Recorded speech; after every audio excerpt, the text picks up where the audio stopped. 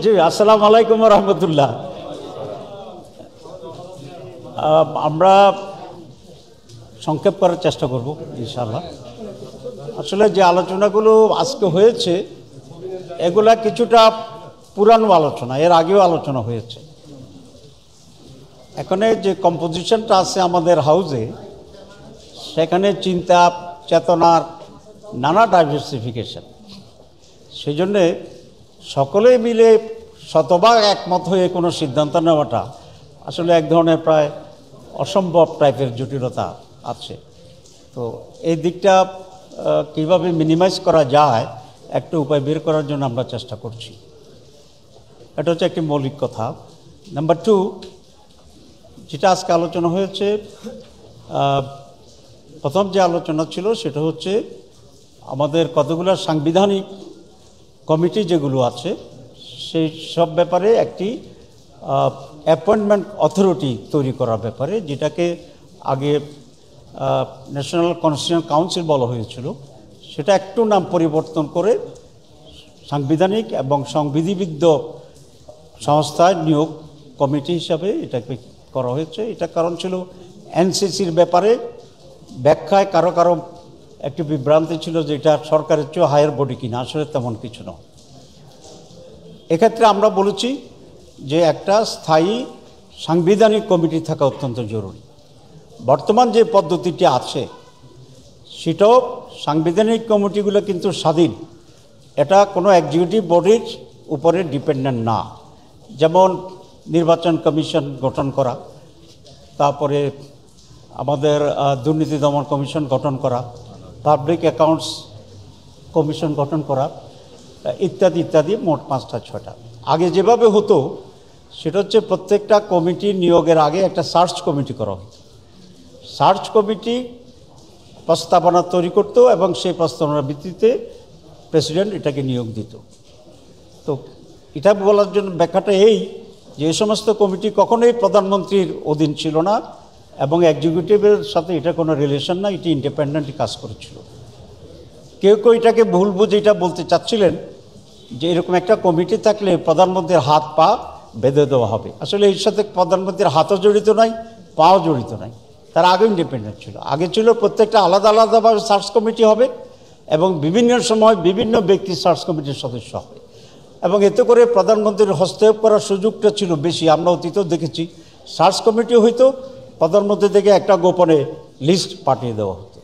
এটা রোধ করা খুব জরুরি। এই জন্য আমরা বলেছি যে একটা উচ্চ পাওয়ার বিশিষ্ট স্থায়ী কমিটি, কনস্টিটিউশনাল কমিটি থাকবে, যেখানে প্রধানমন্ত্রীর হস্তক্ষেপের উপরে হস্তক্ষেপ হবে, যাতে প্রধানমন্ত্রী বা অন্য কোনো এক্সিকিউটিভ হস্তক্ষেপ করতে না পারে। এখানে প্রধানমন্ত্রীর ক্ষমতা সংকুচিত বা পরিবর্তনের কোনো ইস্যু নেই, কারণ এটা আগেও ইন্ডিপেন্ডেন্ট ছিল and it was never under the Prime Minister or executive. 3 দিন ধরে এই আলোচনাটাই চলছে, কিন্তু কেন এই ঐক্যমত হইতে পারা যায় না? আপনি প্রথম বলছেন যে আসলে ঐক্যমত বলতে সব একসাথে হওয়া সম্ভব। হ্যাঁ, আপনার জবাব দেব। তো সেই জন্য এই কনসেপ্টটা ক্লিয়ার হওয়া দরকার যে এই ধরনের একটি বডি, কনস্টিটিউশনাল বডি গঠনের মাধ্যমে প্রধানমন্ত্রীর ক্ষমতার হস্তক্ষেপের কোনো সুযোগ নেই, আগেও ছিল না। এটাকে এনশিওর করার জন্য এটা করা হচ্ছে। 2, এটার যে কম্পোজিশন, সেই কম্পোজিশনটাও এখানে ব্যালেন্স করা আছে। যেমন প্রধানমন্ত্রী এটা মেম্বার থাকবেন, লিডার অফ দি অপোজিশন এটা মেম্বার থাকবেন, স্পিকার যদি আপার হাউস থাকে তাহলে আপার হাউস এবং লোয়ার হাউসের স্পিকার থাকবেন। প্রধান বিচারপতিকে রাখা হয়েছিল, এটা আমরা মাইনাস করেছি, একদিন বলেছিলাম। তার একজন প্রতিনিধি হিসাবে সুপ্রিম কোর্টের একজন বিচারপতি থাকবেন এবং প্রেসিডেন্টকে প্রস্তাব করা হয়েছিল অরিজিনালি, এটা আমরা নাকচ করেছি, সকলে একমত হয়েছে।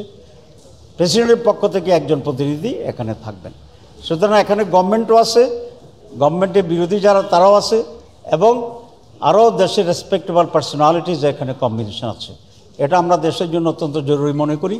দেখেন, এখনও আমরা বলি যে আওয়ামী লীগের ভূতেরা সচিবালয়ে এখনও সচিব রয়ে গেছে, তাইলে ভূতের আসর তো হয়েছে।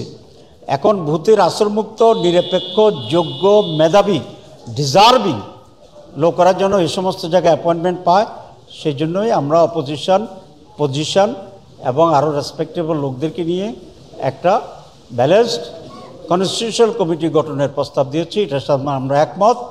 এটা হচ্ছে না, এই জন্যই বলেছি এখানে বিএনপির আপত্তি আছে। বিএনপি কনস্টিটিউশন কমিটি এরকম গঠন করুক, এটা তারা এগ্রি করছে না। তো অধিকাংশ মোর দেন 2/3 এটার সাথে এগ্রিমেন্ট করা হয়েছে। তো আমরা এই জন্য আজকেও কনক্লুশন হয়নি, কিছু আবার রিফর্ম করা হয়েছে, একটু পরিবর্তন করা হয়েছে, করার পরে আরও কাছাকাছি আসা যায় কি না, কারণ এগুলো অত্যন্ত গুরুত্বপূর্ণ এবং যত বেশি ক্লোজার হওয়া যায়, একমত হওয়া যায়, তাতে কল্যাণ বেশি। এই জন্য আমি রিফর্মস কমিটি যারা আছে পরিচালক, তাকেও আমি ধন্যবাদ জানাই যে সে অধিকতর ধৈর্য সহকারে, মাঝে মধ্যে অনেকের ভিতরে একটু তৈরি হয়, কিন্তু উনি খুবই ধৈর্য সহকারে আরও ক্লোজার করার জন্য চেষ্টা করছেন। আমরা আশা করি এটা জাতির স্বার্থে, স্মুথনেস অফ দি গভর্নমেন্টের সাথে, নিরপেক্ষতার সাথে সকল স্টেক হোল্ডাররা এটা মেনে নেবেন। কারণ না হলে আবার আমরা স্বৈরাচারের দিকে যেতে পারি, আবার সেই রাজনৈতিক দুর্বৃত্তায়ন যেটা, ক্ষমতার যেটা, সেটা আমরা যেতে পারি। আমি মনে করি এরকম সংস্কারবিহীন একটি নির্বাচনের যদি আমরা এগিয়ে যাই, সেই নির্বাচন দেশের পরিবর্তন আনবে না, আবার ব্যাক টু দি প্যাভিলিয়ন হয়ে যাবে। এবং এরকম নির্বাচন, অনিশ্চিত নির্বাচনে দেশের মানুষ যাবে কি না সেটা মানুষকে আবার ভাবতে হবে। তো এটা হচ্ছে আর যেটা আপার কক্ষ, আমি আরেকদিনও বলেছিলাম, আমরা ইন প্রিন্সিপাল বাইক্যামেরাল পার্লামেন্টের সাথে ব্যাপারে আমরা একমত আছি। উপর কক্ষ যেটা আছে সেটা যেন একটু এক্সপান্ডেড হয়, শুধু এমপিদের ভোটে যেন না হয়ে যায়, তাহলে তো একই দলের একই রিফ্লেকশন হবে। সেই জন্য আমরা বলেছি এখানে জনগণের ভোটে রিফ্লেকশন থাকতে হবে, সেই হিসাবে প্রফেশনালিটিটা হবে, পিআর যেটা আমরা বলেছিলাম।